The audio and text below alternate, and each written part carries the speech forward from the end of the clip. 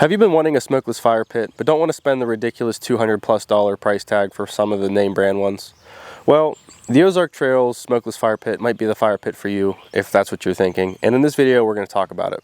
I am Meander and Mitch with High Frequency Media, and I am a self-proclaimed cheap bastard. I really like nice things, but I really don't like spending unnecessary money on things. That being said, I'm not afraid to spend the extra money if it's a really big bump in quality. So in this video, I'm going to show you an unboxing, my initial thoughts, as well as some post-use thoughts. Now, I did record this video once, and I had some mic quality issues, so I'm recording it again. That being said, I am going to use some clips from that shooting because I think you guys deserve the real unboxing and initial thoughts just to make it authentic. So I apologize in advance for the audio quality on that, but I think the content of it is a little more legit. So I'm going to jump into that and you get to see the unboxing. We'll be right back with the other stuff after that. So first things first, we're going to cut this bad boy open and see what it looks like.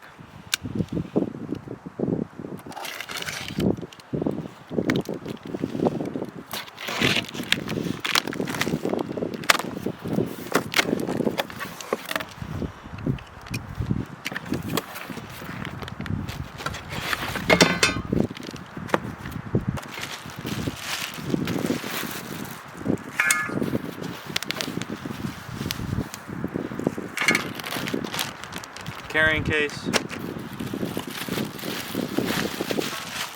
I believe this is the ashtray at the bottom.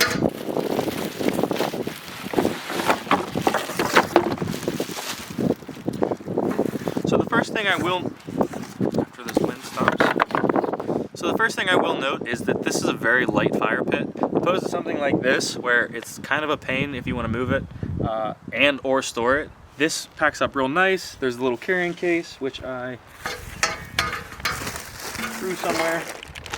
Little carrying case where everything just packs up nice and small, and I will put it back in this at the end just to show you. But yeah, much easier than something like this, and I'm thinking it will last quite a bit longer as well. This thing is nice. It rusted a good bit pretty quick, and I'm really hoping this does not do that, but we will see, and I will be doing a long-term review on these eventually. I just have to have it for a little bit of a long time before I can do that. So, but let's put this thing together real quick and see.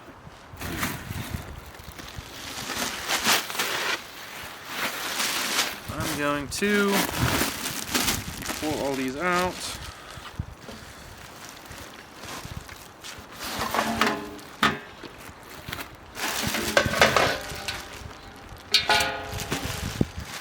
So that is my base. This is my flow, I believe. That goes in at the bottom.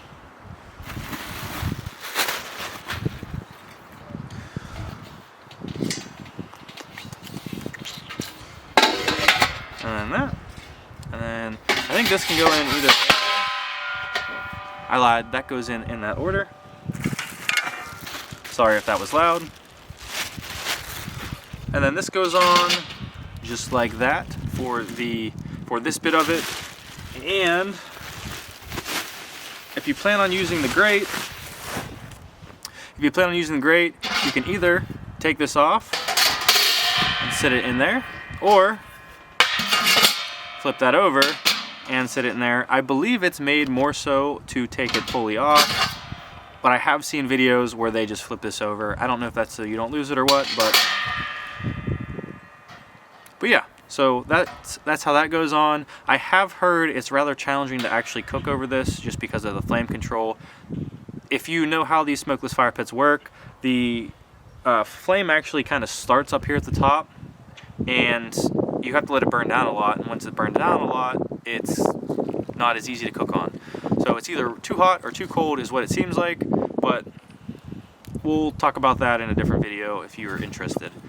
For now, let's just set this up. Actually really quick, I'm going to pack this up and put it in the bag just so you can see how small it gets, and then we'll start a fire in it and see what it looks like.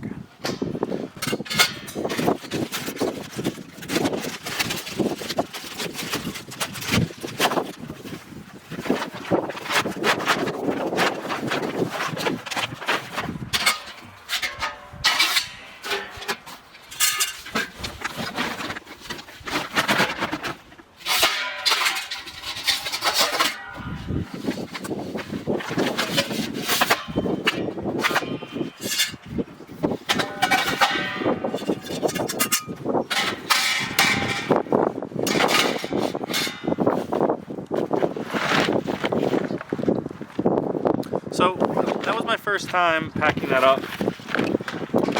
Now granted, I have watched a few videos, so I had a general idea of how to do it, but I don't pay attention that great to some videos, so. But it's done, it's easy, it's in this, and it's not too heavy. You could do a little bit of workout, but not too much. So let's, so I'm gonna move over and get a fire started and see what it looks like. So I just started the fire, and as you can see, it's currently smoking, which is very common for any smokeless fire pit. From my understanding is once it gets to a, focus on me. From my understanding, once it gets to a certain temperature is when the secondary burn starts, and it essentially just burns the smoke. But one thing to note with this fire pit is your wood has to be smaller. So for that reason, I cut up some of these pieces nice and small. It is very common for people to say that that is a big issue for them, because if the wood is too big, it won't catch properly. Our fire is starting to go, so we should be able to see this relatively soon. But yeah, I'm also curious to see, a lot of people recommend kiln dried wood to achieve a better smokeless feature.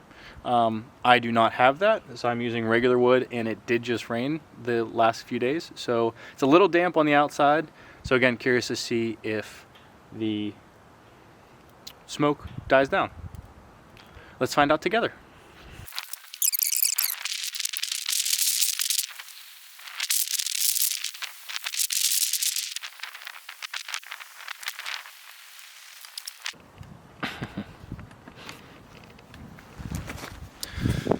Okay, so you probably can't tell this because I sped it up a little bit, but it caught really fast compared to a normal fire. And a lot of people say that that is attributed to the ventilation in the smokeless fire pits. I don't know the science behind it, so I'm not going to pretend to, but essentially the way that the airflow works, it just pulls the heat up through the wood, which puts the flame much higher and actually outputs it, which again is kind of the perk to having these. The flame is much more impressive, it's much prettier to look at than a fire using the same amount of wood in a open area, because it just kind of burns at the surface level. This really pulls the flame away and just showcases it. Now the fire is pretty warm even from here. I would definitely say it will heat up more, but it definitely is, you know, it can only get so big inside one of these smaller smokeless fire pits. So consider that. I want to say these are recommended for like 3 to 4 people. You could kind of put one person on each side, get pretty close to it. The other brands do have much larger ones, and I hope to get some of those to do future videos of. But if you have a preference on brand, make sure you drop it in the comments. I'd really appreciate that, and maybe they'll see your interest and send me one to review. Fingers crossed. But I'm gonna let this burn for a little longer. I barely put any wood in it, so I'm really impressed at how large the flame is already. I'm kind of curious to see how long it burns, so we'll see that, and then I will be back at the end for a little recap of my thoughts. One thing I forgot to mention, and it's probably important, is the fact that it got to smokeless very quickly, and that was with some dry sticks but some wet wood. So I would say, as far as smokeless feature goes for the Ozark Trail, it definitely passes. The quality, I would say, passes. It's sturdy. It doesn't feel cheap like I kind of expected it to do, or to feel rather. And I mean, first impression, I'm impressed. For 97 bucks compared to, I mean that's literally half off of the Solo stove, and I'm sure there's other brands that compete with it, but 97 bucks is pretty solid. So as you can see, the flame is still burning pretty nicely out of this, and in my opinion, the flame is definitely the coolest part about these smokeless fire pits. It just pulls it up so far, and it just looks cool, especially when it gets to the point where it's kind of coming out of those holes, which I just had going a little bit ago, and there it kind of goes.